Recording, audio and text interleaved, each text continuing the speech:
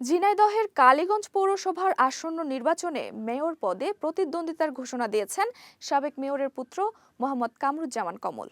আধুনিক ও ডিজিটাল কালীগঞ্জ গড়ে তোলার অঙ্গীকার নিয়ে তিনি পৌরবাসীর দোয়া ও সমর্থন কামনা করেছেন। গত ২২ মার্চ ঝিনাইদহের ঐতিহ্যবাহী সরকারি নলডাঙ্গা ভূষণ পাইলট মাধ্যমিক বিদ্যালয় প্রাঙ্গণে অনুষ্ঠিত আলোকিত ৯৭ ব্যাচের ঈদ পুনর্মিলনী অনুষ্ঠানে সাংবাদিকদের সঙ্গে আলাপকালে তিনি আনুষ্ঠানিকভাবে এই ঘোষণা দেন।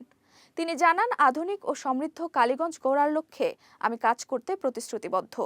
নাগরিক সেবা জনগণের দোরগোড়ায় পৌঁছে দিতে ডিজিটাল প্ল্যাটফর্ম ব্যবহার করে একটি পরিচ্ছন্ন ও উন্নত পৌরসভা উপহার দিতে চাই।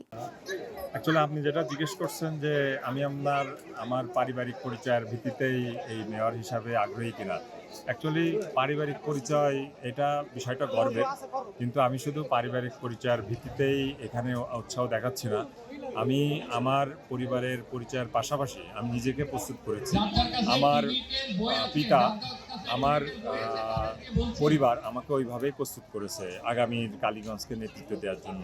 তিনি আরও জানান, পারিবারিক পরিচয়ের বাইরে নিজের যোগ্যতা ও ব্যক্তিগত ভাবমূর্তি নিয়েই তিনি নির্বাচনে অংশ নিতে চান এবং সাধারণ মানুষের পাশে থাকার প্রত্যয় ব্যক্ত করেন।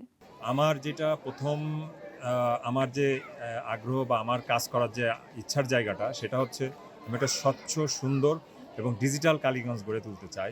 আমি চাই যে কোনো কালীগঞ্জের নাগরিক, সেটা পৌরসভার কোনো নাগরিক, সে যদি কোনো ট্রেড লাইসেন্স বা জন্ম নিবন্ধনের জন্য যদি পৌরসভায় যায়, সেই ক্ষেত্রে অবশ্যই খুব দ্রুত সময়ের মধ্যে দেখা যাবে যে এক কর্মদিবসের মধ্যে আমরা এই ব্যবস্থা করে দিব। এটা আধুনিকায়ন করতে চাই।